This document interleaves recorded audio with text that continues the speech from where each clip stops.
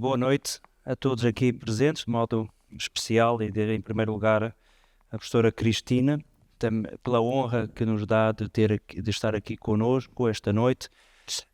Boa noite a todos. Este é o último dia das nossas jornadas teológicas, 35ª jornadas intituladas Geração Francisco.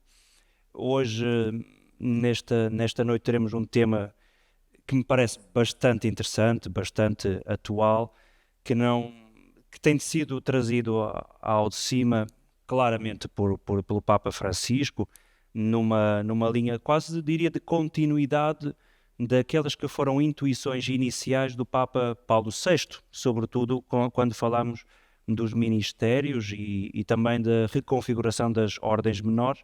Por isso, o título deste diálogo, desde já vou falar sobre a modalidade com que faremos esta conversa, mas o título desta nossa noite é dos ministérios instituídos e da possibilidade da ordenação das mulheres no grau do diaconado.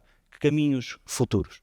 Por isso, acho que já percebemos, temos aqui dois temas fortes, os ministérios instituídos. Papa Francisco, recordam-se, nos últimos anos, permitiu ou alargou o espectro dos ministérios instituídos, do leitor, do acólito e recentemente também do catequista, e depois da possibilidade da ordenação de mulheres no grau de diaconado. Foi um tema lançado no sínodo, nesta fase sinodal, e por isso, mas também tem sido objeto de estudo.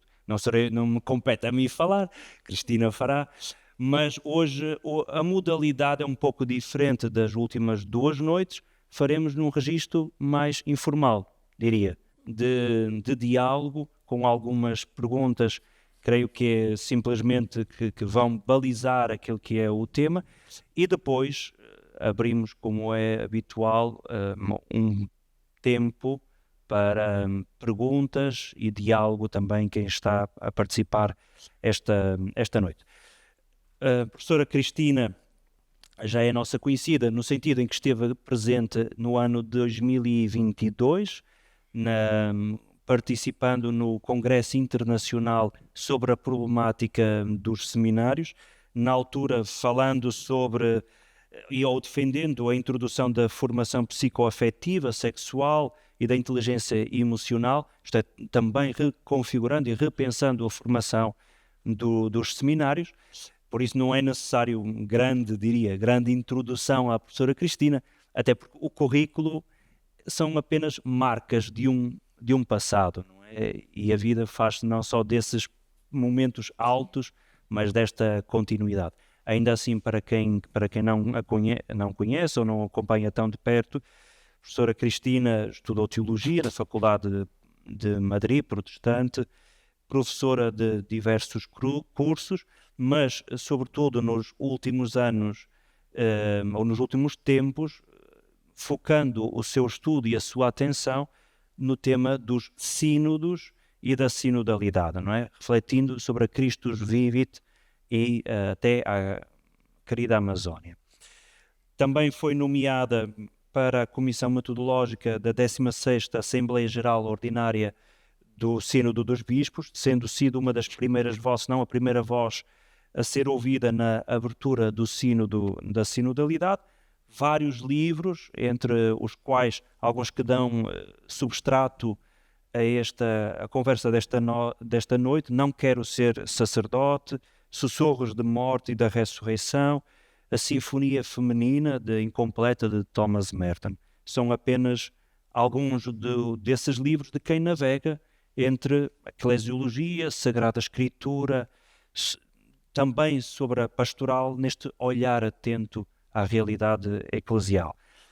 Também colabora em diversas revistas fora do nosso país: Vida Nova, Eclésia, Salterra, mas ainda na página online, como sabemos, Sete Margens. Por isso também a sua reflexão tem chegado até nós, sobretudo a partir deste site de Sete Margens. E damos assim então início. São apenas pontos, vamos tentando aqui, obviamente, um diálogo, sabendo que a primazia, como é óbvio, é a professora Cristina. E eu, se calhar, pensando um pouco nesta noite, acho que é importante, antes de irmos imediatamente ao tema dos ministérios, de ouvir a professora sobre o lugar do leigo, genericamente falando, na Igreja. E lendo alguns dos textos e intervenções da Cristina, dizia, quase em tom provocatório, num saudável tom provocatório, de que os leigos ainda não encontraram o seu lugar na Igreja. Mas não encontraram, não porque não o querem, mas diz porque não lhes é permitido. Porquê é que não é permitido? O que é que isso significa? Bueno, sobre todo es un problema muy claro porque todos tenemos un lugar en la iglesia que nos lo da el bautismo. Uhum. Cuando nos bautizan, todos recibimos una vocación personal y esa vocación de alguna manera nos orienta a nuestro lugar en la iglesia. Cuando se olvida que el bautismo nos da a todos un lugar y de lo que se habla es del papel de los laicos, la iglesia, ahí se está borrando toda posibilidad y se está evitando toda posibilidad de que los laicos encuentren, aunque lo busquen, su lugar. Porque el lugar es algo que libremente nos da el Espíritu en el bautismo.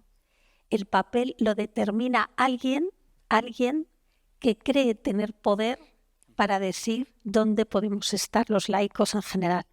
Y eso limita mucho las opciones y sobre todo una vez que te han asignado un papel es muy difícil cambiarlo. Es como en una película o en una obra de teatro.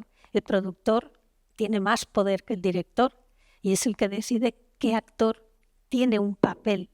Una vez que se ha aprobado que tal actor tenga tal papel, es muy difícil cambiarlo. Y es lo mismo que pasa en la iglesia.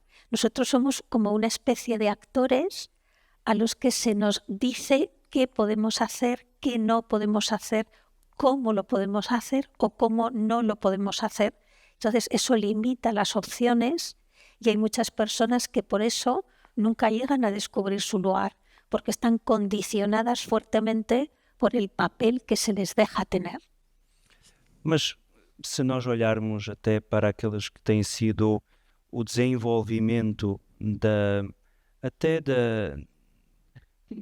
da política e dos sistemas políticos, onde poderíamos dizer o povo, vou ir para um extremo, se sente oprimido, nesse sentido. Sim. Que alguém que tem poder político determina, mas uma das grandes revoluções tem sido esta revolução a partir das bases, onde as bases têm feito pressão para ouvirem a sua voz e com isso criar algumas revoluções ou algumas mudanças. Mas quando diz então que os leigos não lhes é permitido porque lhes foi indicado um papel, mas também acha de algum modo que se podem sentir conformados ou falta coragem para quebrar essa bolha? O que é que falta? Sí, primero falta mucha formación. Eso primero, es una base que falta muchísima formación y de hecho es uno de los temas que salió en la Asamblea Sinodal, ¿no? La formación de todo el pueblo de Dios, especialmente de los laicos, que de alguna manera es la parte más débil en esa formación y en este momento muy urgente el cambio de la formación en los seminarios. Eso fue lo que se habló y se reconoció como tal. Si no tenemos formación, no sabemos qué podemos o qué no podemos hacer. Y luego se nos ha deformado, digamos, en el sentido de que pedir explicaciones, decir por qué no, es algo que te convierte en un mal cristiano, ¿no? Entonces eso también limita mucho. Hay muy pocos cristianos que tengan una conciencia y una consciencia, las dos cosas a la vez, que les permitan sentirse libres como hijos de Dios para, con buen tono, pedir explicaciones alguna vez. Pero falta esa capacidad de creernos que somos válidos y creo que en este momento una de las grandes aportaciones que ha hecho la fase diocesana del sínodo ha sido que muchas personas, sobre todo laicos, han descubierto que saben pensar, saben expresar las opiniones y que las opiniones que tienen, las ideas son buenas, generan comunidad. Pero está siendo, mejor dicho, un proceso, pero es verdad que ha faltado esa decisión de sabernos libres como hijos de Dios para poder preguntar sencillamente alguna vez ¿por qué esto sí o por qué yo no? Si mi bautismo es igual que el de cualquier persona. Creo que eso nos falta. E quando diz que falta esta formação, em primeiro lugar, quem considera ser responsável ou que estruturas considera ser responsáveis por essa formação, não é? E ao mesmo tempo, que tipo de formação? Porque pode ser uma formação, diria eu, para aquilo que é ser cristão e o meu lugar na igreja, ou então uma formação mais imediata para depois também a seguir falarmos sobre os ministérios, mas é uma preparação prática para algum tipo de ofício, não é? Creo que esa limitación en el papel muchas veces también nos ha hecho creer que no teníamos capacidad para estar formados. Es como una especie de círculo, ¿no?, que empieza y no acaba nunca. Entonces, al creer que no teníamos capacidad para estar formados, nunca hemos pedido una formación. Al no tener una formación, volvemos a lo mismo, no somos capaces de pedirla. Y entonces nos conformamos con lo que nos dan. Pero en el fondo es problema también nuestro. Quiero decir, en este caso no hay que acusar a la jerarquía o a una parte de la Iglesia. Es problema nuestro también porque hemos esperado a que todo nos lo dieran. Pero es tan triste al final que ya no es solo no tener formación, sino que algo que desde hace ya mucho tiempo tenemos a nuestro alcance, como es la Biblia, somos incapaces de leerla por nosotros mismos. Como mucho escuchamos que nos la lean y lo que es peor, muchas veces escuchamos que nos la cuentan, que ni siquiera es que nos la lean. Uh-huh.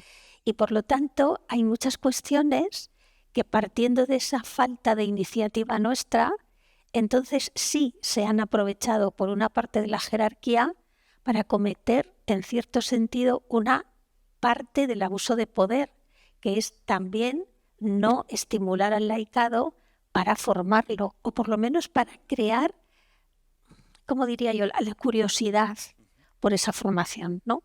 Entonces, digamos que podemos repartir un poco la culpa entre todos, pero en gran medida yo creo que es del propio laicado. Curioso que, lendo os resultados das consultas nas comunidades, nas paróquias do sínodo, não é? Que o pedido de maior formação saiu muito, não é? Da sua experiência, da sua participação nesta Assembleia, foi também novamente un tema que se tenga falado bastante? En la Asamblea se habló mucho de la formación, se habló muchísimo de la formación, pero es verdad que también había personas que tendían a matizar un poquito, ¿no? Es como si pedir formación fuera algo que algunos creen que es que no todo el mundo tiene que estudiar teología, pero es que no se trata de que todo el mundo tenga que estudiar teología. Pero hay una buena formación que no tiene que pasar por tener el título de teólogos, ¿no? Pero sí que se habló. Y se habló sobre todo de recuperar algo que tenemos. O sea, si nuestra formación es bastante débil, hay un punto que es esencialmente débil, que es la doctrina social de la Iglesia. Y en este momento es importante. O sea, es importante todo, pero en este momento es muy importante, ¿no? Y sí que se habló con mucha incidencia por parte de los laicos y religiosos allí presentes, religiosos, religiosas, sí que se habló y sí que se hablaba también por parte de los obispos, pero los obispos como que dirigían un poquito hacia dónde debía ser o cómo debía ser la formación, mientras que nosotros apuntábamos por una formación abierta, sin ningún tipo de límites. Esos matices sí que se dieron, por lo menos en algunos círculos. Dos modos de os leigos intervirem ou de colaborarem ativamente na construção do tecido eclesial é seguramente através dos ministérios, não é? Laicais. Como dizia no início, é óbvio que se deve ao Papa Francisco esta mudança, não é? Quando nós pensamos no ministério do leitor ou do acólito, não mais naquela lógica de uma espécie de ordens menores, mas nem com esta limitação do género. Agora é para Claro, todos. E por isso 2021 foi um ano fundamental para esta mudança. Contudo, passados 3 anos, parece que o impacto desta visão do Papa Francisco ainda é limitado. Sí. ¿Por qué? Aquí entran muchos factores en juego, ¿no? Por una parte, hay muchos laicos que todavía no saben que hay ministerios instituidos como tal, ¿no? Y que ya no tienen género. Eso por una parte, porque en el fondo seguimos esperando a que nos lo cuenten todo, ¿no? Pero es curioso cómo estas noticias, por ejemplo, no se tratan solo en medios eclesiales, sino suelen ser más bien de impacto mediático general, con las interpretaciones que hay y demás, ¿no? Pero es curioso cómo ni siquiera eso nos despierta para preguntar, para pedir qué hay que hacer, qué tipo de preparación, cómo se puede. Y yo creo que eso tiene mucho que ver también con ese miedo, en cierto modo, a que empecemos a tener lugares. Porque en definitiva quien se descubre llamado a ser acólito, a ser lector, a ser catequista, está descubriendo su lugar. Y claro, cuando empiezas a dejar que las personas vayan encontrando su lugar, eso va a ir cambiando un poco también la situación, el panorama eclesial, digamos, de alguna manera general, ¿no? Y luego hay que tener en cuenta, por ejemplo, que yo en mi país he conocido personas que, bueno, las han instituido lectores, acólitos, catequistas, pero les preguntas y, por ejemplo, yo una vez le pregunto a alguna persona, bueno, ¿y tú por qué querías ser lector? Y la respuesta es muy preocupante, porque la respuesta era, porque leo bien. No, pero eso, a ver, sí, suena, la primera vez que se escucha suena divertido, ¿no? Pero cuando paras a pensar, te das cuenta que una vez instituido, ¿qué tipo de preparación ha tenido para que su razón siga siendo esa? Entonces, volvemos otra vez más a la imagen esa del círculo, ¿no? Que no acaba un problema, genera otro, pero no los acabamos de afrontar como tales, ¿no? Y luego porque, en cierto modo, laicos que sí podrían tener esa vocación, digamos, de alguna manera, o estar llamados a ello, tienen miedo a iniciar procesos de clericalización.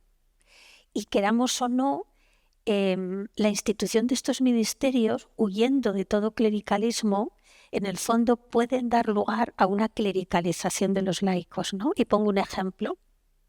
En mi país hay una diócesis donde 9 personas, hombres y mujeres, pidieron ser instituidos catequistas, ya muy bien formados, personas muy preparadas, y van a hablar con el arzobispo y les dice, bueno, pues ya que os instituís catequistas, ¿por qué no también acólitos y lectores?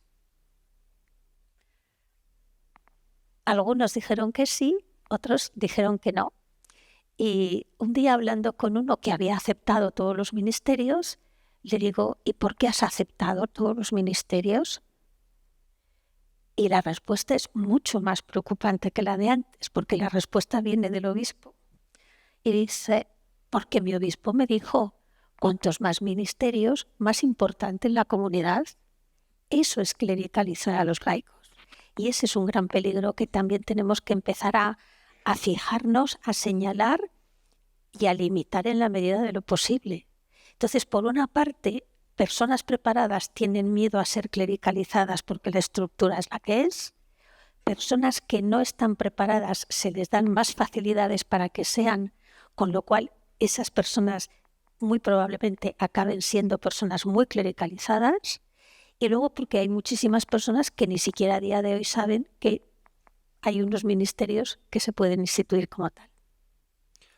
Mas se pudesse explicar um pouco melhor qual é o risco ou qual é a forma de leigos clericalizados a partir desses ministérios?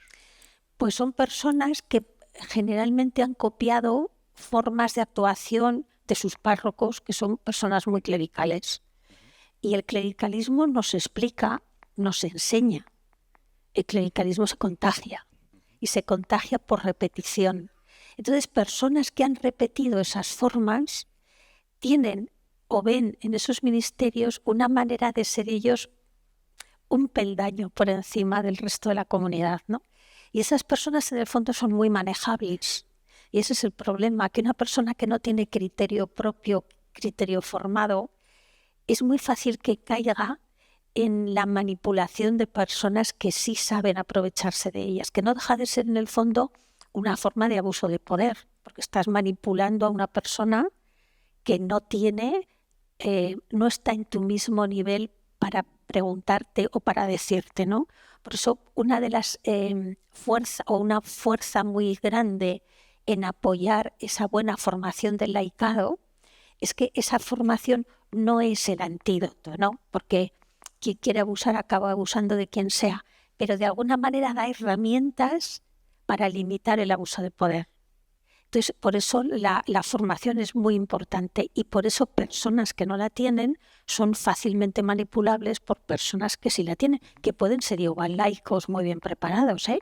Pueden manipular a ese tipo de personas. Y entonces ahí está el peligro. Mas quando diz que... agora vou provocar, não é? Quando diz que com a formação os leigos sabem melhor qual é o seu lugar e quando fala-se este problema todo da clericalização, considera que na Igreja há um problema de medo, existe o medo instalado, e se também há um problema de abuso de poder generalizado? Miedo, cultura do medo, ¿no? Eso iba a decir, más una cultura de miedo, es decir, yo no tengo miedo de esa persona, pero sí tengo miedo de lo que esa persona es capaz de hacer dentro de una institución. Eso sí. Y sí que en cierto modo sí que hay una cultura de miedo. Y hay una cultura de miedo, por ejemplo, ahora hay muchas personas que dicen, bueno, y ahora si esto del sínodo y la sinodalidad no la podemos poner en práctica en la parroquia, suponer, ¿qué tenemos que hacer los grupos de la parroquia? Y yo les suelo decir, bueno, vamos a ir respetando la jerarquía, vamos a ir primero al cipreste, si no hace caso, al vicario de zona, al vicario general y finalmente al obispo. Entonces, automáticamente la respuesta es, ¿y qué les vamos a decir nosotros? Digo, pues lo mismo que me estáis diciendo a mí, exactamente lo mismo. Tenéis que tomar conciencia de que no pasa nada por preguntar, que no pasa nada por comentar, que no pasa nada por exponer, que no pasa nada por argumentar, siempre y cuando se haga con modos y sin crítica ácida. Pero esa conciencia hay que tomarla muy en serio, porque es una manera de ser adultos en la fe como otra cualquiera. Muchas veces creemos que ser adultos en la fe es algo que solo tiene que ver con saberse mucho la doctrina, conocer el catecismo. Pero muchas veces ser adultos en la fe significa también ser autónomos frente, no a quien tiene la autoridad, porque si la autoridad se ejerce como tal, la autoridad no es peligrosa, es peligroso el poder. Y claro, cuando una persona, establece un contacto al mismo nivel visual que el otro se siente amenazado. Y en este caso, quien tiene poder se siente amenazado por quien sabe cómo limitar ese poder. Pero hay una cultura de miedo para ejercer eso. Passando para um outro tema, entrando já quase na segunda parte, Samaritana foi talvez a primeira apóstola da Igreja, e ao longo dos séculos as mulheres têm sido fundamentais no sustento das nossas comunidades. Mas na prática, não é? Em alguns aspectos, as mulheres têm sido colocadas num papel secundário. Cristina diz, inclusive, que neste aspecto a Igreja parece estar na Idade Média. Sí, por partes, sí. Curiosamente, en el Evangelio hay muchos modelos de mujeres que fueron primeras en el senálogo. Uh-huh. La samaritana es una, la cananea es la catequista del Hijo de Dios, que es importante, es decir, no catequiza a cualquiera, catequiza al Hijo de Dios, que es un puntito a tener en cuenta. Sí. É bom para o currículo. Es un puntito a tener en cuenta. María Magdalena, el apóstol de los apóstoles, ¿no? Pero no solo en el Nuevo Testamento. Curiosamente, en el Antiguo Testamento hay un libro entero con un ministerio, hoy estamos llamándolo ministerio, protagonizado por 2 mujeres. ¿Cuáles? El libro de Ruth. Ruth y Noemí son 2 mujeres que ejercen la escucha mutua y que verdaderamente actúan tal y como hoy conocemos o empezamos a conocer y a hablar del ministerio de la escucha, ¿no? Entonces, quiero decir, no es solamente que Jesús nos dejara ejemplos y además, curiosamente, siempre con mujeres, digamos, o extranjeras o de mala fama, de alguna manera, lo cual está por demostrar, pero bueno, por no entrar en más historias. Pero es cierto que ese ejemplo no se ha seguido.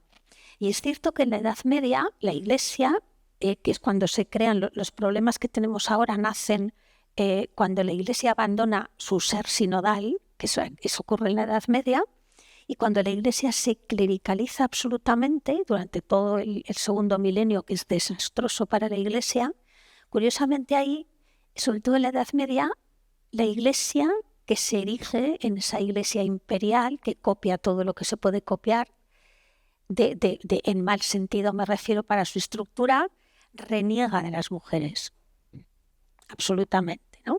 Y curiosamente, todos esos movimientos medievales que se conocen como movimientos heréticos, porque heréticos solo fueron los cátaros, que fueron los precursores de la Reforma, todos incluían a las mujeres en igualdad con los hombres.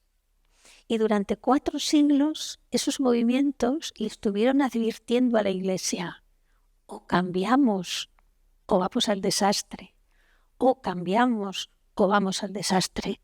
Y un día, pasados esos 4 siglos, apareció el desastre llamado Lutero. Y entonces la Iglesia dijo: ¿pero cómo es posible? ¿Cómo ha pasado esto? Durante 4 siglos, movimientos ampliamente formados mucho y algunos exclusivamente por mujeres le estuvieron advirtiendo que vamos mal, y seguíamos yendo mal. Y se sorprendió la Iglesia porque pasara eso. Ahora, desde el Vaticano II, hay movimientos que le siguen diciendo a la Iglesia que vamos mal, y espero que entre todos, que todos somos Iglesia, recuperemos el sentido común y volvamos a un camino en el que no tengamos que toparnos con ningún tipo de problemas como se toparon antes. Pero es cierto que la Iglesia renegó fuertemente de las mujeres, pero es cierto que las mujeres han estado ahí. Las mayores voces proféticas en ese segundo milenio fueron mujeres, muchos hombres también, ¿no? Pero hubo muchas mujeres, todas las fundadoras de las congregaciones religiosas, que hoy en día están ahí. Había muchos hombres también fundadores, pero fundadoras. Clara de Asís, por remitirnos a la Edad Media, puso a la Iglesia ante un espejo. O sea, la primera mujer y única hasta hoy en día que ha creado la regla de su orden, puso a la Iglesia en el espejo de ver su incoherencia. La Iglesia, una Iglesia riquísima, y Clara crea una regla tan pobre, que le dan vía libre por los pelos, pero enseguida es matizada, Pero la Iglesia ha actuado así. La Iglesia nunca ha querido escuchar la voz femenina. Quando Cristina faz uma distinção entre o papel da mulher e o lugar da mulher, ¿es una distinción lingüística o algo más profundo? Es más profundo, es como lo de antes de los laicos. Curiosamente, hubo un día en la asamblea que el cardenal Hollerich, que es el relator del sínodo, hizo una pequeña introducción y recuerdo que además dijo la frase tal cual para que no hubiera dudas: el bautismo de las mujeres es igual que el nuestro. Yo recuerdo que dije: pero ¿cómo es posible que en el siglo XXI tengamos que estar recordando que el bautismo de las mujeres es igual que el bautismo de los hombres y que el bautismo de los sacerdotes, ya, vamos a decir así, ¿no? Es decir, ¿cómo es posible que tengamos que seguir diciendo esto, repitiendo esto? Bueno, pues hay que decirlo. Y ese bautismo, repito lo que he dicho antes, nos da un lugar también a las mujeres. No nos da un papel, nos da un lugar.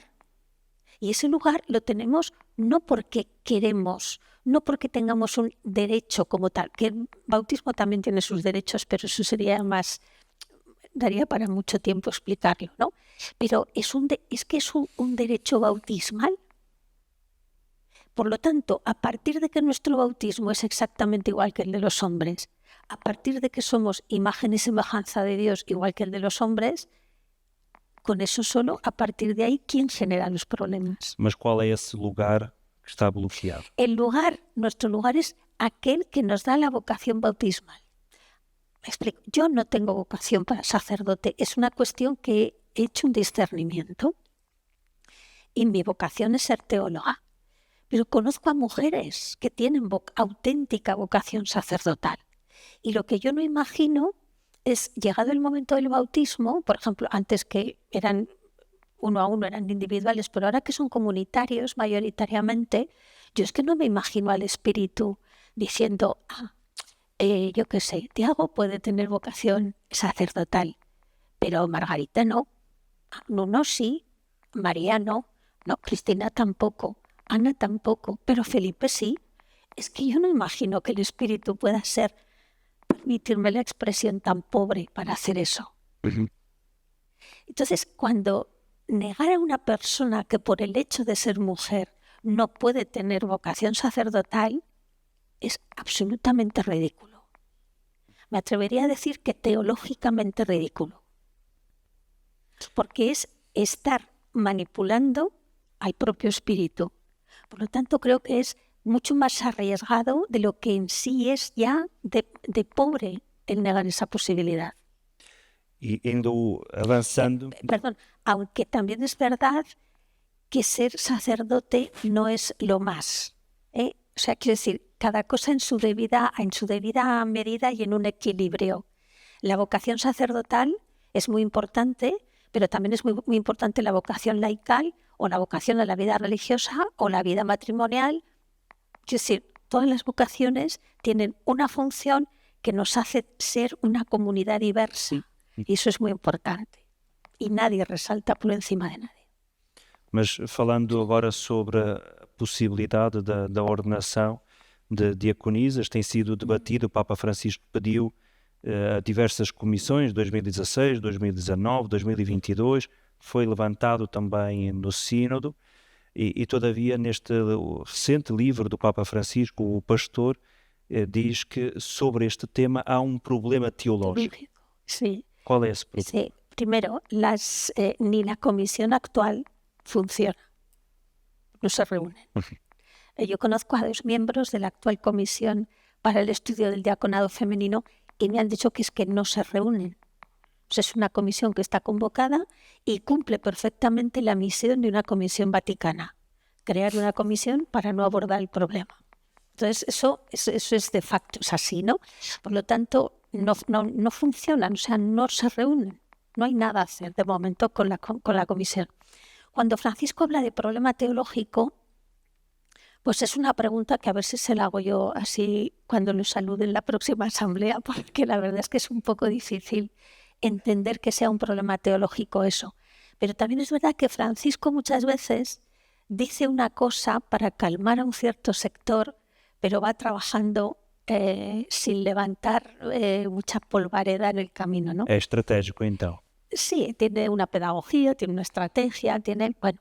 Entonces convocó hace unos meses la comisión de los cardenales y llamó a 3 mujeres para que fueran a hablar y explicarles a la comisión de los cardenales, y una de ellas era una obispa anglicana. Eso fue lo peor.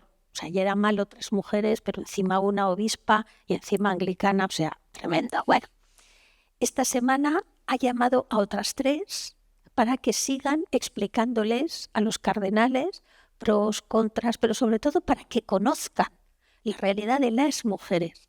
Porque curiosamente, hasta hace muy poquito, la Iglesia jerárquica hablaba de nosotras, pero no con nosotras. Y de repente están empezando a hablar con nosotras con mujeres de países diferentes, de culturas muy diferentes, y están empezando a ver que no somos esa Eva que se sigue paseando con la manzana en la mano, que es como nos suelen ver básicamente. Pero no solo ha convocado a 3, sino que en junio está convocada una siguiente reunión y parece ser que ya tiene el nombre de las otras 3 que van a ir. Es decir, Francisco puede decir, pero Francisco hace mucho. Y a lo mejor hace sin tanta publicidad como ciertas cosas nos gustarían que fueran publicitadas o comentadas. Por lo tanto, esto es una apreciación personal. Yo creo que Francisco sí que está por la labor del diaconado femenino. Así, igual digo que en la asamblea no salió para nada la ordenación presbiteral femenina, para nada. Pero sí, yo creo que Francisco sí que va por la línea de darle carta de naturaleza a lo que muchas mujeres hacen. Hay mujeres en América Latina, en África, en Europa, que ejercen un auténtico diaconado permanente, pero auténtico. Pero llegado el momento nunca pueden enseñar el documento, por así decir, que les acredita como diáconos permanentes, pero son diáconos permanentes. Y esto nos tenía que hacer pensar que si esas mujeres atienden comunidades como diáconos permanentes, de momento esas comunidades no se han hundido. Luego, ni están tan mal preparadas, ni lo hacen tan mal, y sobre todo la comunidad ha asumido que esa realidad tiene que existir. E, por lo tanto, essa é a evidência. Mas o que pensa destas visões hoje quase antagónicas, se há alguns anos atrás parecia um pouco mais consensual da existência de diaconisas, historicamente falando, e no papel que exerciam, mas hoje já talvez se coloca um pouco mais em questão, dizendo, bem, era se calhar mais uma espécie de um ministério, até porque, mesmo falando ritualmente, a ordenação não era igual à dos homens, não é? E que, quando se fala hoje na ordenação de diaconisas, está-se a confirmar, ou pelo menos a abrir a porta do acesso ao sacramento da ordem. Claro, sim. Não é? Sim. E depois, como quem diz, se está no sacramento da ordem, diaconiza, por que não? Presbítero, claro. Y ya ahora, ¿por qué no? Porque no, otra cosa no, sino, claro, luego llegarán las mitras con las mujeres. No, a ver, hay un problema de lenguaje y hay un problema de querer entendernos, ¿no? La mayoría de las personas, cuando hablamos del diaconado femenino, asumimos que es el diaconado permanente, como tal. Sí, varones, ¿por qué no mujeres? Pero generalmente los obispos, no digo todos, pero digo en general, los obispos, cuando escuchan hablar de diaconado permanente, como la imagen que tienen del diácono es el de la persona que está girando alrededor del altar, que es lo último que tenía que hacer un diácono no está creado, no existe para el altar, existe para la acción social, nos lo está diciendo, y la Biblia lo vemos, ¿no? Pero claro, como los obispos tienen esa imagen, a los obispos les cuesta muchísimo entender el diaconado permanente en las mujeres. Porque los obispos, yo he llegado a la conclusión de que tienen una extrema facilidad para ver peligro en una frase donde coexistan la palabra mujer, la palabra iglesia, la palabra mujer, la palabra teología, la palabra mujer, la palabra diaconado. Entonces ellos suman, ¿no? Mujer, en este caso, mujer más diácono, y el resultado es peligro, peligro, peligro, que se acercan al altar. Uh-huh. Las mujeres que ejercen el diaconado permanente están lejísimos hoy en día del altar, muy lejos del altar. Pero a los obispos les cuesta mucho entender eso y se ciñen a la figura del ministerio que luego va a dar paso al sacerdocio.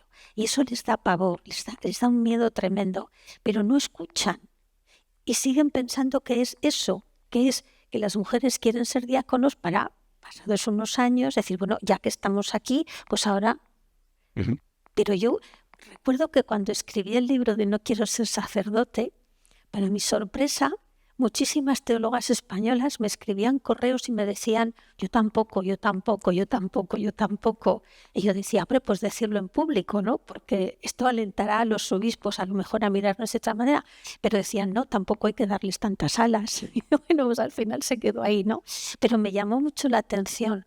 Y básicamente la explicación era siempre la misma, no en esta estructura de iglesia. No en esta estructura de iglesia.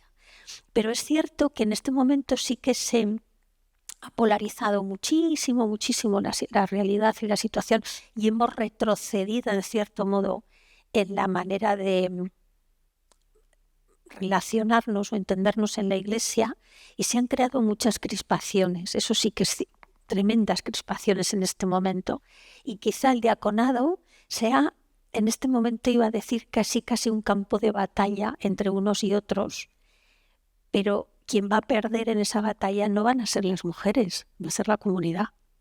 Mas este retrocesso e este medo talvez um pouco mais manifesto, mais declarado, poderá em parte ter a ver com todo o com que se está a passar com o caminho sinodal alemão, ou acha que porventura é a partir daquilo que está a sair do sínodo se vê como uma possibilidade real e não só como uma reflexão teológica ou algo mais profundo? No, yo no creo que el camino sinodal alemán en esto haya influido mucho. No tengo la percepción. Además, los alemanes suelen hacer, es como el título de la obra de Shakespeare, ¿no? Los alemanes hacen mucho ruido, pero pocas nueces al final, ¿no? Es mucho más avanzada en muchos aspectos la Iglesia francesa, que no es mediática, no produce titulares, que la Iglesia alemana, que hace mucho ruido, pero luego al final firman una carta y se someten a Roma. Quiero decir, esa es la realidad, ¿no? Entonces, no creo por ahí que el camino sinodal alemán haya tenido mucho que ver. Yo creo que las resistencias vienen más bien por la supuesta pérdida de poder, por el concepto de la pérdida de poder, más que en sí por el hecho, no, el camino alemán desde luego descartado, no creo. Tiene más que ver con la pérdida el miedo a la pérdida de poder y el miedo a que las mujeres se sitúen cada vez más en un plano mucho más igual. Eso sí, yo creo que ese sí que es más el problema. Y luego, claro, como estamos retrocediendo mucho y la clericalización está siendo cada vez más fuerte, yo conozco en mi país seminarios donde sistemáticamente una parte de la formación es contra el peligro de las mujeres.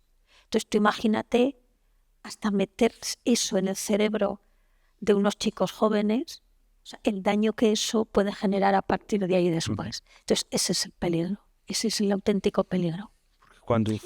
Y por supuesto que siempre para un sector amplio de la Iglesia se nos considera mentalmente inferiores. Eso no tiene discusión. Quando fala do poder do clericalismo, tem a ver com a percepção ou a imagem construída que o sacerdote faz de si, não é? Do seu ministério. Tem dito várias vezes que essa imagem apenas se desconstrói começando pelo início, que é a formação nos seminários, não é? Que é necessário um novo modelo de formação de seminários, que são não só dos seminários enquanto instituição, mas também dos formadores y do modelo, ¿no? Sí. Que es importante. Sí, es muy importante porque en finales de cuentas, por ejemplo ahora, ¿no?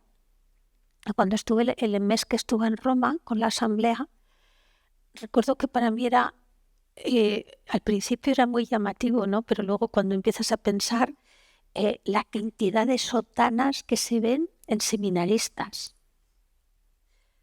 A mí no me preocupa que un sacerdote lleve sotana, lo digo en serio, ni que lleve clériman, siempre y cuando el sacerdote lleve el clériman o la sotana. Uh-huh.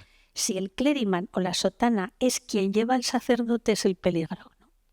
Entonces, cuando tú ves esa formación, que en realidad es una deformación, y ahora estamos asistiendo en muchos seminarios a una amplia deformación del concepto del ministerio, de la manera de ejercer, lo demás, y te das cuenta que por otro lado estamos intentando no crear otra iglesia, sino aprender entre todos a ser iglesia de otra manera y otro sistema de relaciones, una de dos: o se cambia radicalmente la formación en los seminarios o el choque va a ser brutal.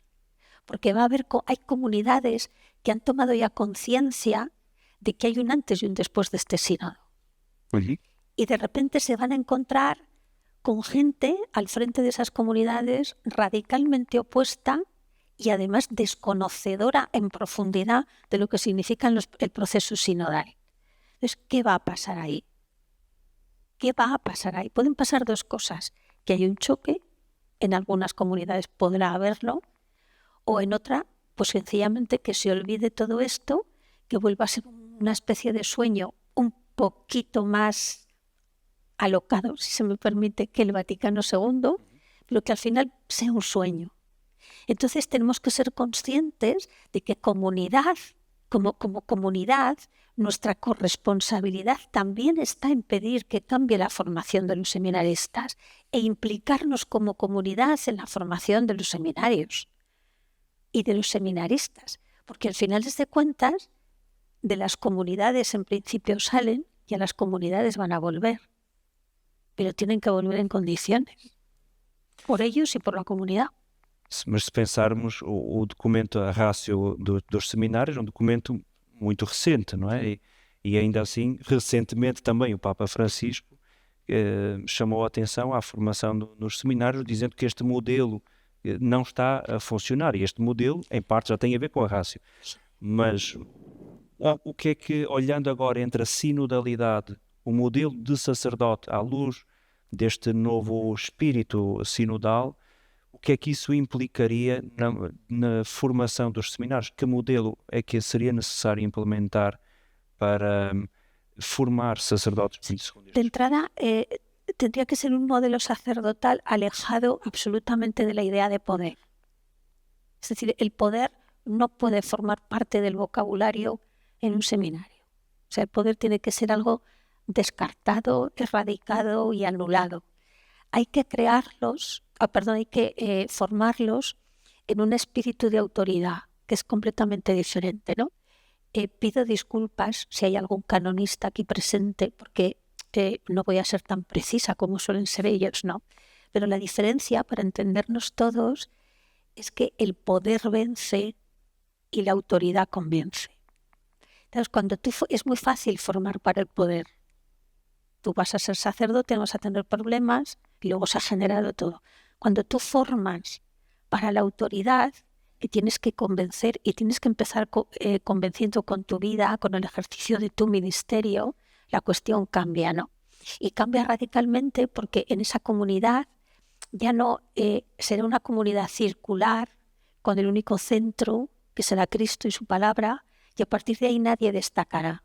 Es decir, el sacerdote ya no tiene que ser el hombre orquesta, tiene que ser el coordinador de la orquesta, ni siquiera el director, el coordinador de la orquesta, ¿no? Para que la sinfonía fluya desde la propia comunidad. Hacer eso conlleva mucho cambio. El primer cambio, claro, yo sé que en el seminario de Braga esto no pasa, y no lo digo por estar aquí, lo digo porque lo sé, pero esa formación tiene que empezar porque se cambie a muchos formadores de los seminarios. Es decir, muchos formadores tienen que salir literalmente de los seminarios si queremos que los sacerdotes sean formados en otra dinámica diferente. La teología también habría que retocarla. Creo que fue 3 o 4 días después de acabar la asamblea, Francisco dirigió una carta a la Pontificia Academia de Teología instándola, diciéndole que empiece a generar una teología en clave sinodal. Yo recuerdo que estuve unos bastantes días después o un mes después, estuve mirando muchas facultades de teología y en ninguna encontré una pestañita que hiciera referencia a esa carta. Es decir, es cierto que es un encargo a una Pontificia Academia, pero es cierto que todos podemos empezar a generar un cambio también en la propia teología. Y todo a la vez generará un cambio en esa formación y en ese ministerio mucho más bajado, digamos, a nivel de comunidad. Muito obrigado. Abrimos, se calhar, Gostaria que fosse aqui um espaço mais alargado de diálogo, agora também dando a oportunidade ao vosso lado de colocar as questões.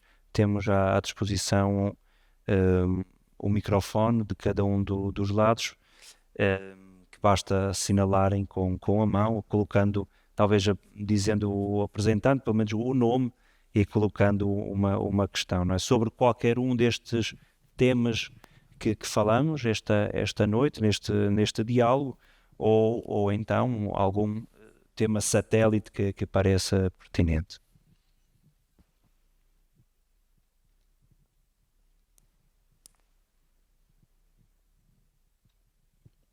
Tem já ali?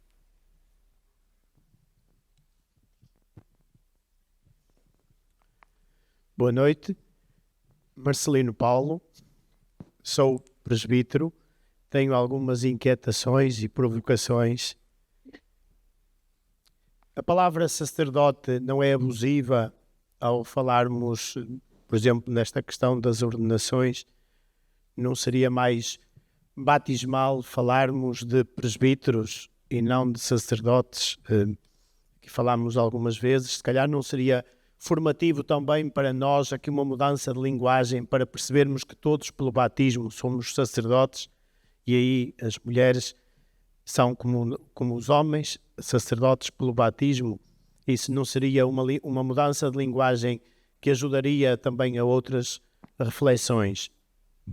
Uma questão que eu tenho recentemente é sobre a questão... Perdón, como entiendo portugués, pero algunas veces tengo que traducirme yo a mí misma por partes, ¿no? El cambio de lenguaje es muy importante, pero hay que ser honestos, muy honestos. Porque hacerle creer a las mujeres que también son sacerdotes por el sacerdocio bautismal es hacerles creerles demasiado. Y digo demasiado porque en finales de cuentas ese sacerdocio es para todos. Y si vosotros luego os podéis ordenar como sacerdotes, os podéis ordenar por ese bautismo. Sin ese bautismo no sería posible el sacramento del orden. Por lo tanto, hay que tener mucho cuidado con el lenguaje, tienes toda la razón, pero hay que tener mucho cuidado para no hacerle creer a las personas que son algo que no son porque no se les deja ser. Fique claro que eu sou favorável a todas as ordenações de qualquer idade. A minha questão é qualquer idade, desculpa, é qualquer género, qualquer opção. Não tenho nenhuma reserva relativamente a isso. A minha questão tem a ver mais com a identidade, que me parece que seria interessante nós refletirmos sobre isso, sobre o ser sacerdote e ser presbítero, se é a mesma coisa. Eu tenho gostado de refletir sobre isso nos últimos tempos. Parece-me que há aqui uma distinção que seria benéfica para esta situação também. Outra inquietação relacionada, para ir também direta ao tema, que queria que partilhasse connosco, é se é útil nós termos o sacramento da ordem nos 3 graus. Se é útil, que utilidade isso tem, ou porquê que isso existe? Posso estar a expressar-me mal do ponto de vista teológico, mas nós precisamos de ter diáconos permanentes, homens ou mulheres, aqui não está a questão do género. Precisamos de ter diáconos permanentes, precisamos até de ter presbíteros ordenados. A nossa igreja do terceiro milénio não seria mais ministerial sem esta sacramentologia que dá poder, que depois é inevitável, porque entre ser instituído e ser ordenado vai criar-se uma hierarquia por muita boa vontade que nos nossos corações exista. Esse não pode ser um caminho ousado, pergunto, possível. Uma ideia que recolhi, que é até mais louca, na igreja metodista, o bispo é escolhido, não é? É escolhido e pode deixar de ser bispo. O bispo, não é o padre. Os padres são ordenados, mas o bispo não é ordenado na igreja metodista. É escolhido pelos padres num sínodo, escolhem o bispo. E depois, no sínodo seguinte, pode ser escolhido outro bispo e ele deixa de ser bispo. E não há aqui uma ordenação mas há aqui uma hierarquia ao mesmo. Enfim, coloco assim, não vou falar mais para dar lugar a outros, mas teria aqui muitas outras inquietações sobre isso. Mas sobre esta questão particularmente, o que é que pensa? Sobre esta cuestión en particular, llevamos debatiendo desde el Vaticano II, donde se habla claramente de comunidad y ministerios. De todo esto hablaba maravillas Congar, y nosotros seguimos haciendo planteamientos en torno a lo que Congar decía, pero como si fueran planteamientos nuestros, no de Congar.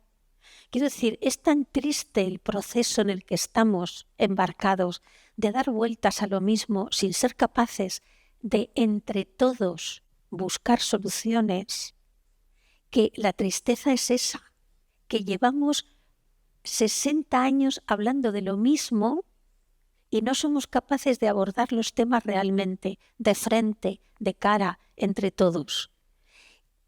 Es evidente que tenemos que girar, que tenemos que mudar ciertas formas en la Iglesia, porque hemos llegado a donde hemos llegado. No solo eso, en el año 82, si no recuerdo mal, Juan Pablo II dijo en una escala en un viaje que hizo a Hispanoamérica, creo que fue en Haití, dijo, tenemos que cambiar los métodos pastorales porque no nos han llevado a ninguna parte. Lo dijo en el año 82 y lo dijo Juan Pablo II. Seguimos utilizando los mismos métodos pastorales que no nos llevan a ninguna parte. Es decir, somos incapaces de, en este momento que tenemos la oportunidad entre todos de buscar soluciones, somos incapaces de hacerlo. Y somos incapaces porque nos seguimos poniendo unos a otros palos en la rueda de la bicicleta. Unos en un lado, otros en otro. Y somos incapaces de sentarnos a mirar ciertas cuestiones con un poquito menos de apasionamiento. Recuerdo que un día estuve hablando, en el tiempo del café en la asamblea, estuve hablando con representantes que había de otras confesiones cristianas que tenían voz, pero no tenían voto, evidentemente, ¿no? Y recuerdo que yo pensé en aquel momento, si se les escuchara de verdad, esa distancia que mantienen respecto a nuestra confesión, a nuestra iglesia, les hacía ver ciertas realidades de una manera mucho más clara que a nosotros que estamos dentro y estamos metidos, digamos, en esa tensión, ¿no? Y yo pensaba que a lo mejor escuchándolos a ellos serenamente, quitándonos la idea de qué tienen que enseñarnos ellos, todo el mundo tiene mucho que enseñarnos a nosotros y nosotros mucho que aprender de muchísimas personas, quizás seríamos capaces de encontrar las vías de diálogo, pero no lo hacemos.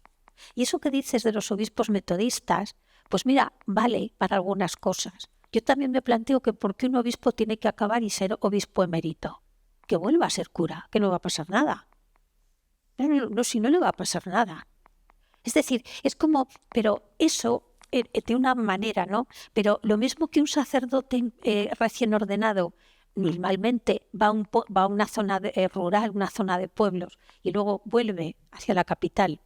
Y si por una casualidad tiene que volver hacia la zona de los pueblos, es como si lo hubieran degradado, como en el ejército.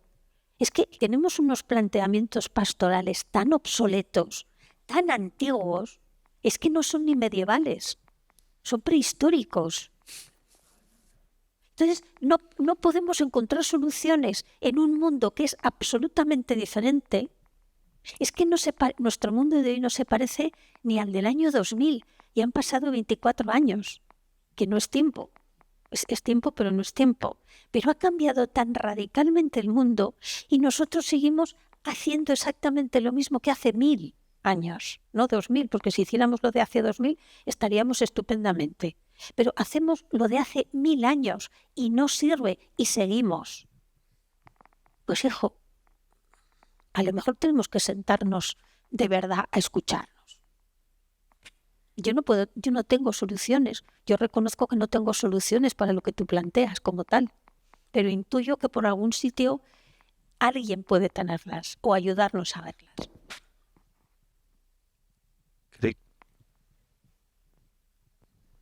Boa noite, Nelson. Sim. Pode. Posso ver? falou-se já de início na formação. De facto, a formação é essencial e falta muito no meio dos leigos e nas nossas paróquias. Eu tive a oportunidade de, ali no final de 93, de ter um encontro com um diácono. Tivemos a oportunidade de estar em uma parte da tarde em conversa e eu senti curiosidade em saber qual era o seu trabalho e a sua aceitação. Ele falou-me dele, falou-me dos vários diáconos e que naquela diocese eram de facto muitos. Mas ele falou muito da dificuldade que eles tinham em se impor, digamos, em fazer o serviço que lhe estava destinado. Porque quando eram orientados para um determinado trabalho, as pessoas diziam-lhes que não, que queriam o sacerdote, que não queriam o diácono, queriam o sacerdote. A minha questão e a minha pergunta é se de facto esta utilidade dos diáconos e das diaconisas vem resolver de facto um problema que existe hoje nas nossas paróquias. Obrigado. Supongo que el problema, aparte de algún problema concreto, puede ser la falta de sacerdotes, ¿no? Pero es que los ministerios no están creados o no tienen que ser creados para solucionar la falta de sacerdotes, porque eso va a generar más problemas que soluciones. Segundo, cuando decimos que la comunidad no acepta al diácono, ¿se ha preparado a la comunidad para que acepte al diácono? Es decir, no basta solo con buscar una solución, es que no hay que imponerla a la comunidad. El diácono se tiene que preparar de una manera para ejercer el ministerio, pero la comunidad hay que ayudarle y prepararla también para que asuma esa realidad. Porque si no, es como los obispos. El sistema de elección de los obispos no es el más idóneo. Pero es lo que hacemos. Porque no somos capaces de ver que tenemos que cambiar las formas. De los años 90 ahora ha cambiado mucho el mundo. Quiero decir, los primeros diáconos a lo mejor pues podían tener las comunidades ciertos recelos con ellos. Pero yo creo que hoy en día, si se explica bien, si a la comunidad se la prepara, la comunidad acepta al diácono. Y acepta al diácono porque ve que es un servicio, que tiene una continuidad y que cada uno, sacerdote por un lado y el diácono por otro, forman parte de la misma misión eclesial, que es evangelizar. Básicamente es esa. Luego cada uno se hace de distintas maneras y se marcan los acentos. Pero en tanto en cuanto el diaconado se imponga, no tiene razón de ser. Porque la comunidad hay que prepararla también. No podemos solo suplir huecos o llenar huecos sin previamente advertirle, explicarle a la comunidad, hacer que se conozcan, que también es importante. Pero eso pasa con los diáconos, pasa con los párrocos y pasa con los obispos. Es decir, no se puede imponer a nadie. Deste lado agora.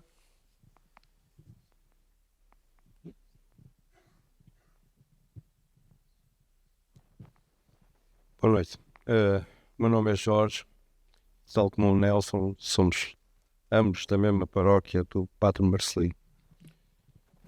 Minha pergunta tem a ver com uma situação que nós todos vemos, não é? A Igreja, no seu percurso histórico, sempre teve uma presença feminina muito forte. A começar logo pelo papel da mãe de Jesus, não é? mas temos outras situações e já foram aqui referidas. De qualquer das formas, a Igreja, os 38 doutores que reconhece, somente 4, e são, muito recentemente, são mulheres. Olha. E depois somos levados a refletir, a ponderar sobre o diaconato, ou o sentido do diaconato das mulheres dentro do papel da Igreja. E eu acho que isso é muito redutor. No fundo, quer dizer, estamos a acantonar de novo a mulher a um papel menor dentro do que a Igreja deve representar. Então aqui muitos sacerdotes. Se cada um deles, nas suas igrejas, convocasse as mulheres para saírem das igrejas e, portanto, ficassem só os homens, teríamos muitas igrejas fechadas, de certeza absoluta. Quer dizer, o papel da mulher é demasiado relevante e importante nos dias de hoje, sempre, mas foi sempre ao longo da história da Igreja. E depois ficamos remetidos a esta discussão da possibilidade das mulheres serem ou não serem diaconisas. Mas a pergunta É porquê de a hierarquia, e a hierarquia começa no Papa e até aos párocos das igrejas paroquiais, porque é que a gente coloca neste acantonamento esta discussão? Porque é que dizemos, bem, vamos tolerar que elas sejam diaconisas, eventualmente um dia. bem? A ver, una cosa es que hayamos tenido una presencia. En este momento creo que el 82% de la Iglesia somos mujeres. Cuando Francisco habla de que la Iglesia es mujer, llegan estas interpretaciones de los sabios de siempre, ¿no? Los mismos que matizaron el famoso todos, todos, todos de Lisboa, pues matizan esto de que la Iglesia es mujer. Pero es que literalmente Francisco tiene razón. Somos el 82% en este momento de la Iglesia, somos mujeres. ¿Que hemos tenido importancia? Bueno, empezamos a saber de la presencia de algunas mujeres a lo largo de la historia de la Iglesia, no hace tampoco tanto, pero es que una cuestión es que seamos número y otra cosa es que no nos dejen ser más que número. Es cierto que si las mujeres nos declaráramos en huelga una semana, en huelga parroquial, habría párrocos que tendrían que trabajar. Eso es cierto, o sea, eso es cierto. Pero no se trata de ser número. No se trata de que nos dejen hacer. Hace unos días estaba preparando otra intervención que tengo en otro sitio y recordaba las imágenes que se emitieron en televisión en mi país cuando Benedicto XVI vino a consagrar la Sagrada Familia en Barcelona. Un despliegue de mitras impresionante y llega el momento de limpiar el altar con el aceite. Entonces salen las religiosas, unas religiosas mayores de una congregación que nadie conocía, con un hábito. Se tenían que cubrir las mangas del hábito porque si no limpiaban el altar con las mangas, unas cosas. El altar es muy ancho, no llegaban, se tenían que estirar mucho, eran personas mayores. Y yo recuerdo el comentarista, lo estaba retransmitiendo la televisión de los obispos en mi país, y el comentarista, que era un sacerdote, decía: aquí se ve claramente la participación de las mujeres en la Iglesia. Fue una frase recurrente. Ofensivo. Claro, era una frase recurrente que él iba a repetir, porque claro, costó mucho limpiarlo porque eran mayores, no tenían fuerza, tenían que estar literalmente frotando y frotando porque no podían quitar el aceite, ¿no? Entonces era eso. Y yo en aquel momento, cada vez que escuchaba esa frase de estamos viendo la participación de las mujeres en la Iglesia, a mí me venía una frase de Carlos Marx a la cabeza: la mujer es el proletario del hombre. Y yo decía, estas monjas son el proletario de los que están con las mitras. Y era una imagen que me quedó. Si solo podemos ser número, no somos nada. Si no podemos participar en las decisiones parroquiales, no somos nada. Si no podemos participar en los consejos diocesanos, no somos nada. Y eso es algo que nos tenemos que convencer como mujeres y que se tienen que convencer la jerarquía de arriba abajo y de abajo arriba. Pero a mí ya no me basta, y supongo que a muchas mujeres aquí presentes no les basta que digan qué grande fue Teresa de Jesús. Sí, ya lo sabemos. Pero no hay mucha gente que se dedique a estudiar el profundo mensaje reformador de Teresa de Jesús. Pongo por ejemplo, a mí no me sirve de nada, y supongo que a muchas mujeres aquí tampoco, que nos vengan siempre diciendo sois, o tenéis, mejor dicho, tenéis que ser el reflejo de la humildad de María. María es todo menos humilde. María es todo menos sumisa. Y eso se ve clarísimamente, y sobre todo cuando se leen cotejándose la anunciación a Zacarías y la anunciación a María.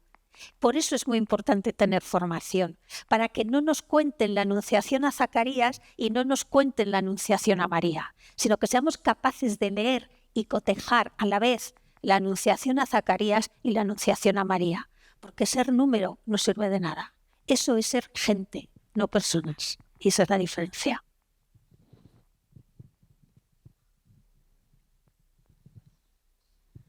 Então, boa noite e, antes de mais, obrigado por esta conversa e por tantas questões e desafios atuais e difíceis.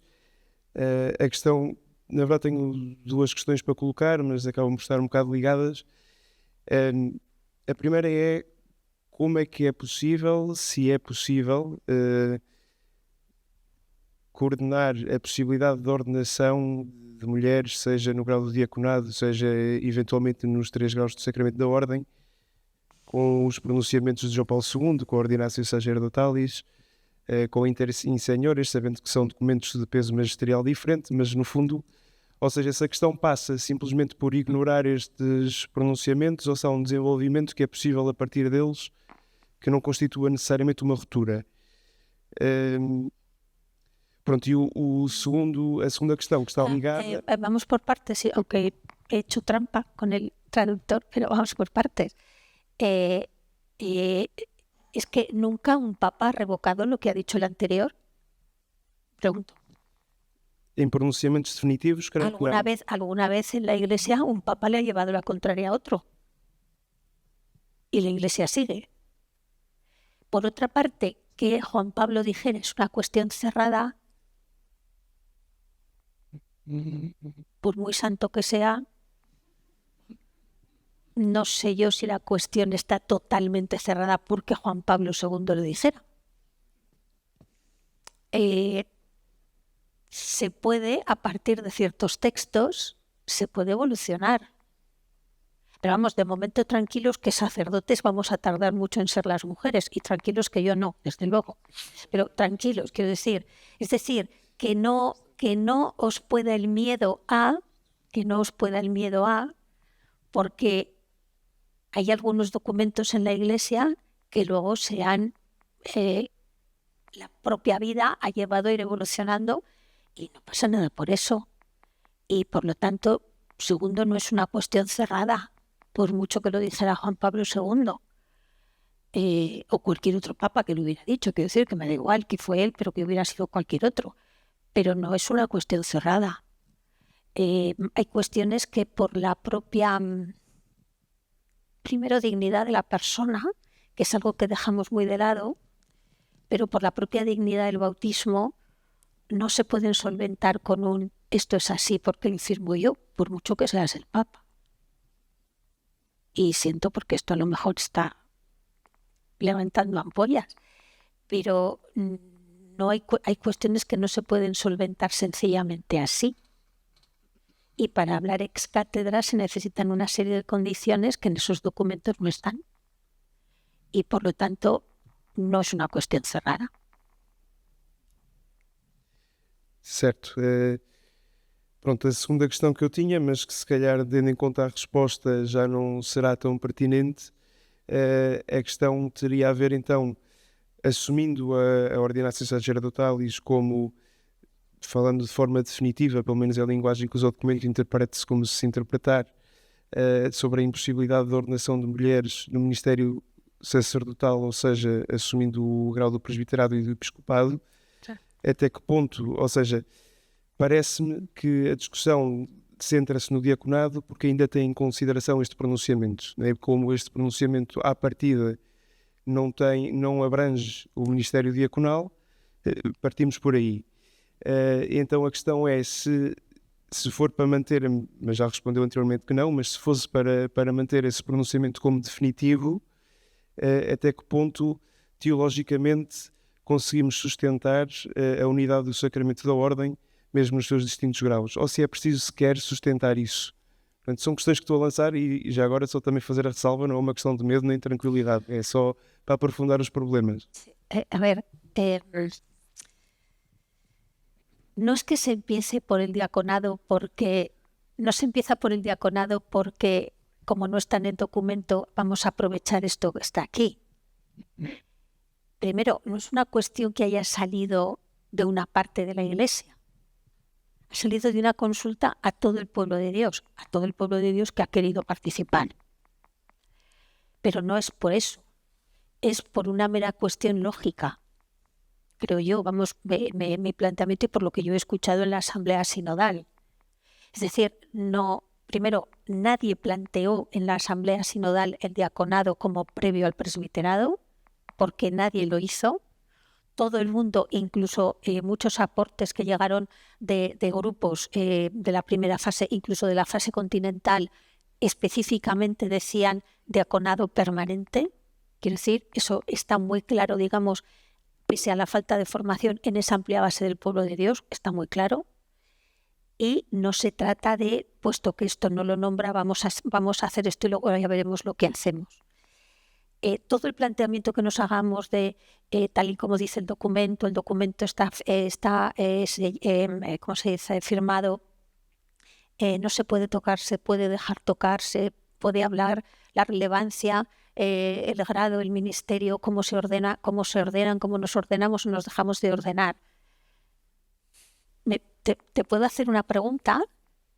¿Tú quién eres por el bautismo? Si ¿quién eres tú por el bautismo? ¿Eres antes de eso? Antes de eso. ¿Qué te hace? ¿Qué te hace el bautismo? Te hace Cristo, como a mí. Por el bautismo todos somos Cristo. Insisto una vez más, a partir de ahí, ¿quién genera los problemas? ¿O cómo generamos los problemas? Quizá estemos en un momento muy oportuno para redescubrir a fondo la teología bautismal.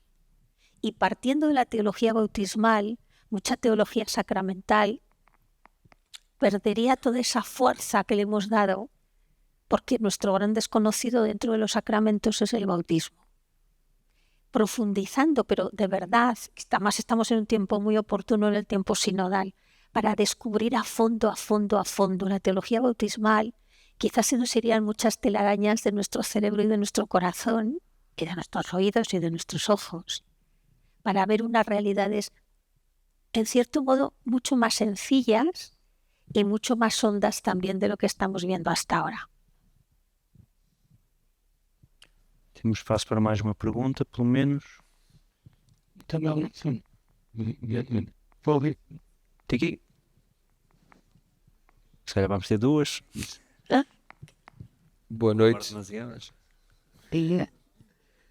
Como se explica que hoje se assiste em igreja a um tão considerável aumento de jovens conservadores, concretamente diante de questões como esta que aqui nos reúne hoje?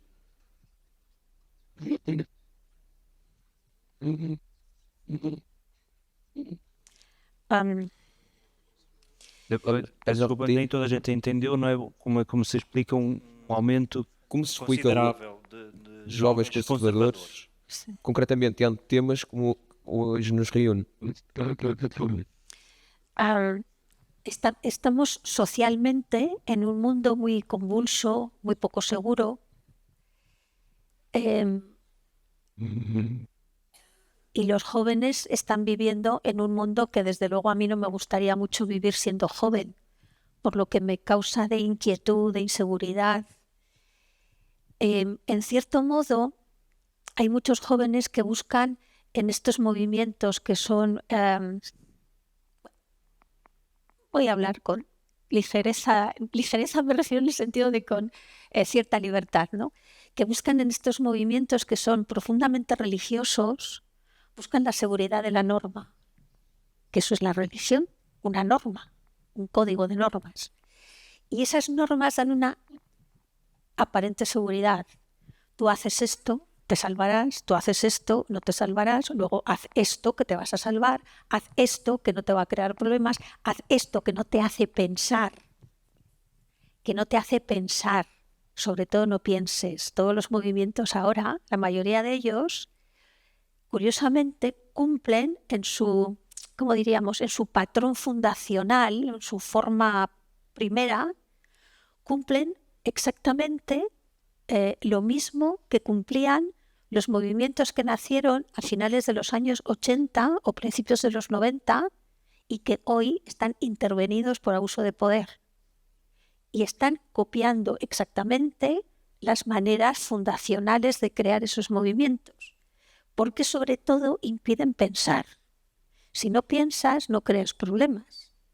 Estás seguro porque cumples una norma, pero sobre todo no pienses, porque Dios no te ha creado para pensar. O sea, Dios nos creó libres, pero resulta que no podemos pensar. Dios no te ha creado para pensar, claro que nos ha creado para pensar, para sentir, para vivir. Pero en un mundo convulso se juega mucho con ese miedo, con esa inseguridad propia de los jóvenes, porque todos hemos sido jóvenes y hemos tenido esas dudas, hemos tenido esos miedos, hemos tenido esas inseguridades, y ahí se ata de alguna manera al joven para que no tenga miedo porque está cumpliendo una norma. Y muchas normas pasan en este momento por un cristianismo muy religioso, pero que ha perdido esa libertad del riesgo evangélico, y por eso se crean problemas donde no se tenían que crear. Y se generan problemas y preguntas y dudas que tienen mucho que ver con esta manera de deformar en cierto sentido a los jóvenes. Esa es la cuestión. Claro. Boa noite. Eu chamo-me Andreia. Antes de tudo, queria agradecer, porque acho que foi uma lufada de ar fresco esta conversa, por ser tão clara. Eu tenho duas perguntas. Uma, acho que é sobre... A Cristina falava sobre a humanidade, ou seja, pensarmos que são pessoas. E acho que é a primeira vez, e já fiz algumas questões sobre este assunto a muita gente, e acho que é a primeira vez que alguém fala abertamente e dá voz às mulheres que se sentem chamadas à vocação sacerdotal. E a minha pergunta é, tendo nós consciência de que, porque mostra todos estes séculos, que normalmente a decisão final, ou seja, da hierarquia final, é sempre muito depois do que o Espírito fala nas comunidades, o que é que nós dizemos a essas mulheres, sabendo que em tempo útil nunca poderão responder à sua vocação? Ay, Dios mío, qué pregunta. No, primero hacerles ver que el sacerdocio no es lo más, quiero decir, que como laicas tienen un alto grado de posibilidades de hacer vida el Evangelio. Pero no solo en lo que nosotros llamamos iglesia, es que también tenemos un problema, ¿no? Es como si ciñéramos, o sea, como si limitáramos el espacio literalmente y de alguna manera a los 4 muros de una iglesia, ¿no? Cuando Francisco nos habla de una iglesia de puertas abiertas, nosotros hemos abierto la puerta, pero nuestra mentalidad sigue siendo esta, y el gesto es: abrimos la puerta y subimos corriendo al campanario a tocar la campana para que vengan. No, llegará un día en que ni siquiera habrá que abrir la puerta porque no habrá nadie para salir, porque al paso que vamos es un poco la idea que nos tenemos que empezar a formar. Y tenemos que empezar a pensar que la Iglesia, que hay un significado de la palabra Iglesia que se nos escapa muchas veces, es convocar. La Iglesia convoca, ¿no? Convoca, vale. Pues nos está convocando a un mundo, al mundo. Es algo que llevamos también diciendo mucho, pero que no nos acabamos de creer. Y a lo mejor habrá que aprender a ejercer un ministerio, igual que las mujeres diáconos hoy ejercen de diáconos, aunque no tienen el papel, pues a lo mejor tendremos que aprender a ejercer un ministerio sacerdotal que no va a tener un papel, pero que va a estar en el mundo. Y creo que eso es lo que, primero, reconocer que no solo es la Iglesia entre las cuatro paredes, sino que la Iglesia nos llama a un templo mayor, que es el mundo en sí, que es la vida en sí, y que estas mujeres que evidentemente no van a vivir eso, porque no lo van a vivir, pero tienen la posibilidad, no lo van a vivir oficialmente, pero lo pueden vivir oficiosamente, de alguna manera. Yo soy una apasionada de las beguinas, del movimiento femenino medieval. Y estas mujeres crearon, inconscientemente, pero crearon lo que hoy para nosotros es la pastoral sanitaria, la pastoral penitenciaria, la pastoral de la enseñanza. Ellas crearon esa pastoral en la Iglesia y ejercieron esa pastoral, aunque no eran conscientes de ser delegadas de, pero lo ejercieron. Pues nos toca vivir eso, que en cierto modo es vivir la pasión por el riesgo del Evangelio, no es otra cosa. Y para eso, sinceramente, en este momento, aunque no tengan el sacramento del orden, tampoco es vital. Es cierto que que están en su justo momento también para pedirlo, porque no se le puede negar una vocación a alguien. Pero a lo mejor tienen que aprender a vivirlo en unas circunstancias que no se les va a reconocer, pero que evidentemente son, y yo creo que a lo mejor no todos, pero la mayoría de los aquí presentes conocemos personas, mujeres en concreto, que hacen labores de apostolado equiparables a las de un sacerdote, aunque no tengan el documento. Porque a minha questão, por exemplo, quando começou disse o sacerdócio não é mais na igreja. A questão é como é que, por exemplo, se um jovem rapaz chega à beira de alguém e diz eu acho-me vocacionado, acho que estou a ser chamado para, e entra num processo de discernimento com todas as possibilidades. Como é que se discerne quando não se tem todas as possibilidades? Ou seja, essa mulher pode sentir que está a ser chamada a essa vocação, mas não a pode discernir porque essa vocação nem sequer está dentro, nem que seja oficiosamente, é difícil um discernimento, ou não acha que sim? Sí, yo tengo amigas que evidentemente no de forma oficial, pero extraoficialmente han hecho ese proceso de discernimiento y tienen toda la documentación generada, digamos, en el que se va mostrando que tienen verdadera vocación sacerdotal. Y creo que eso es muy importante porque primero demuestra que evidentemente tienen la misma vocación y en segundo lugar creo que son valientes de dejar constancia de eso porque alguien lo leerá algún día. Y alguien tendrá que tomar nota algún día y esperemos que no tenga que pedir perdón por haber tardado tanto ¿no? Por no haber tardado tanto. Pero el proceso, tendríamos que ser más valientes y más mujeres, si creen que tienen vocación, hacer ese discernimiento, porque yo creo que sí que habría sacerdotes que se prestarían a ello. Creo que sí, creo que los hay, no que los habría, creo que los hay, aunque el proceso no fuera oficial, evidentemente, ¿no? Pero yo creo que sí que habría, y creo que sería bueno, porque eso generaría, de alguna manera al final se sabría, ¿no?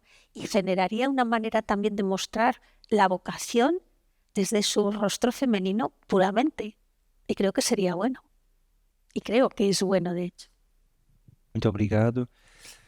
Terminou o nosso tempo, peço desculpa, sei que é...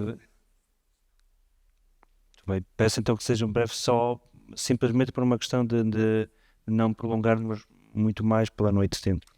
Obrigada. Eu gostava de perguntar à Cristina, na sua opinião, como é que se pode fomentar a formação na Igreja? Eu tenho muitos amigos leigos e sacerdotes que dão formação de elevada qualidade, no entanto, ela não é procurada. Como é que acha que se pode, que cada um de nós que está nesta sala pode, no seu dia-a-dia, motivar os cristãos católicos para a formação? Obrigada.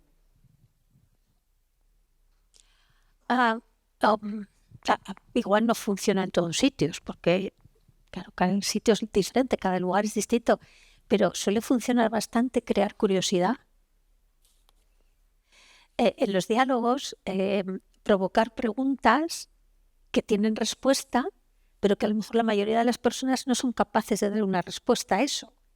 Entonces, cuando a poquito que vayas explicando esa respuesta, crearla con unos elementos que creen curiosidad por saber más. Y eso funciona, no siempre, pero sí funciona relativamente bastante bien, donde yo sé que lo han probado. Y entonces sí que se genera esa curiosidad y demandan otro tipo de información. Y a partir del poco a poco se va subiendo y se va creando una comunidad que forma de manera ya un poco más profunda. Puede funcionar, no funciona siempre, pero algunas veces sí da resultado essa curiosidade. Bem, queria agradecer em nome de todos aqui presentes, em meu nome pessoal, este diálogo profundo, mas sincero, sem medo, sobre aquelas questões que nos fazem, sobretudo, pensar aquela que é a nossa fé, que nos une a todos, mas também o nosso lugar, como disse tantas vezes, na Igreja. Não é simplesmente, são temas da geração Francisco, são temas da nossa Igreja e que nos preocupam a nós, mas também a tantos que nos antecederam e seguramente aqueles que nos vão suceder. Por isso agradeço, acho que foi um belo momento para concluirmos estas 35ª Jornadas Teológicas. De seguida, então, damos a palavra ao Pedro Martins, presidente da revista Cenáculo, para o discurso de encerramento. Mas muito obrigado a todos aqui presentes. Aí, Pedro.